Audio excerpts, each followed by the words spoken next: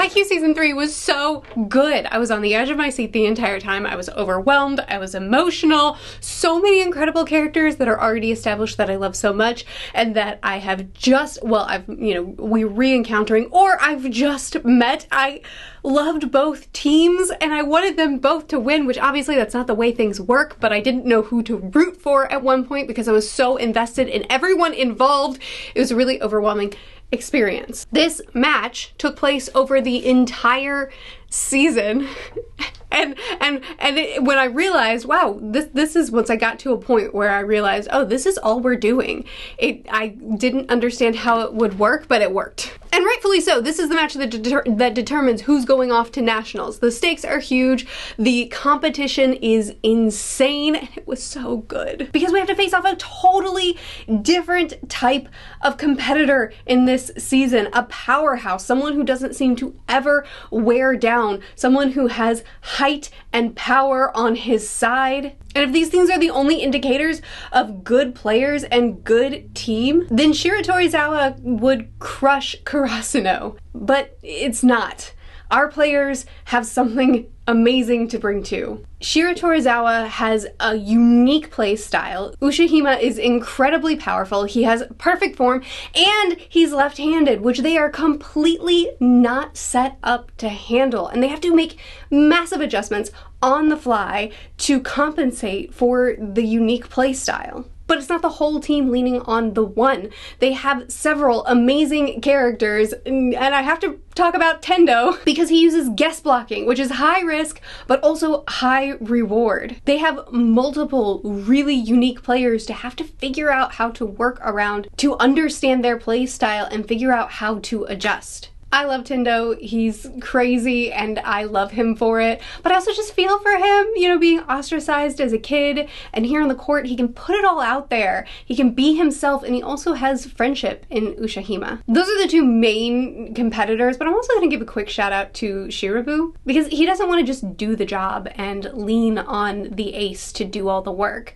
nor does he want to show off and get the spotlight. He wants to be the most inconspicuous player, and I really admire that. He doesn't need the glory, he doesn't need the spotlight, he doesn't need to show everyone how important he is. He would actually prefer to not be seen because the point is to make the team the best. He wants to lend his support, and that's how he feels the most useful. The team would be seriously hindered without him. The team would be hindered without any player, but without him, you know, he's the one that's not going to get the credit at the end of it all, but he's the one that is so integral. And I bring him up here because I really like him, but I also bring him up here because he's representative of the fact that that's true of so many characters. You know, there are certain characters that I'm going to spotlight in this video because their particular arc moved me, but there are many characters that I won't even mention, even though they also played integral roles in our success in this match. Characters that gave their all, and that without them, we couldn't have won. We needed every single player giving every single ounce of strength that they had. And while I won't go over every single one in this video, or probably won't even go over most of them, I just want to say that even though different characters get small spotlights in different matches, they all still give everything and are a huge part of us being able to succeed. Which just brings us back to the things that season 1 and season 2 taught us, which is that the best team of 6 is what wins, not the team with the best 1. And that was so true in this match. It took every single player giving everything. Anyway, Shira Torizawa is an incredible team, and they pushed our team so hard. They had to push their own skill to the max, but also their strategizing, their adaptability, their teamwork.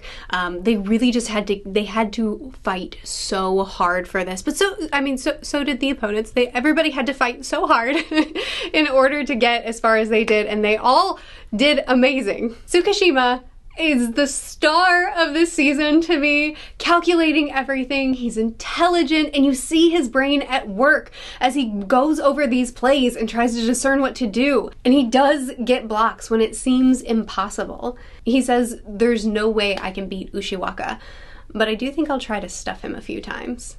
Oh my goodness, I was a mess during this scene when he is able to do it and he just bends over in celebration and everyone else is celebrating too. That's the moment when volleyball hooks you. Oh, it's such a satisfying character arc to see him push himself to go from this, I don't care, kind of character to guard himself from disappointment, to putting himself out there so wholeheartedly, and to see him really truly fall in love with the game when he releases all of his desire to be cool or to have some sort of image or to not be disappointed, when he lets all that go and he just gives his all to the game, how that then makes him fall in love with the game and his team trust him more and his team celebrate with him. Oh, it's so good. But also it has an effect on everyone else, you know, like he aggravates Hinata to push himself too. It affects Tendo, but also he pushed himself during training camp too, and he shows off his new moves. Oh, but when he gets injured and he has to leave the court, he's thinking about his team. His brother was there for him during this match, and he was watching in the stands, and he was so proud of him. And when he gets injured, his brother comes rushing over. You know, he gives him advice. He tries to talk to him through it. But Tsukishima doesn't want them to have to play without him. He hates that he's useless at this crucial part of the game. He wants to be there with them, fighting to the very end. Another standout for me, my boy Noya knows his value. Ushiwaka has power which gives him an advantage, but the only person on the court that is his equal is me. He impressed me all throughout this game. He had to work hard to adjust for Ushiwaka's power, but he knew he could figure it out. And in the end of the season, when everyone is pushed to their limits, the harder one team pushes, the other team has to push even harder and back and forth until their legs are locking up, they can't move, they're making basic mistakes. But Noya keeps pushing and pushes them too. Oh, I love him so much. Another standout for me is Ushiwaka and Hinata's dynamic in this season. Sorry, I switched Ushiwaka's name. They kind of go back and forth with what they call him. And anyway, Ushiwaka's dad fought to keep his left-handedness so that he could have this advantage. And he trained with him and he shared his love of volleyball with him, as well as his admiration for the type of player that the team could rely on completely. Ushiwaka didn't want to be like his dad.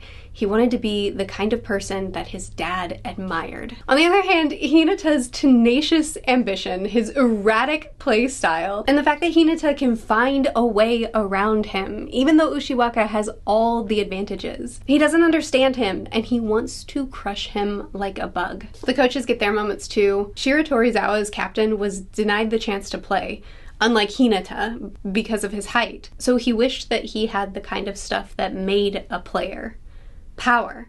And that's how he trains his team. And as an adult, he wants to crush Hinata, just like he himself was crushed. But what he gets instead is he sees someone accomplishing his childhood dream. Our coach, too, gives so much to his team, strategizing and motivating them. He has one of the best lines in the season. Volleyball is a sport where you always look up.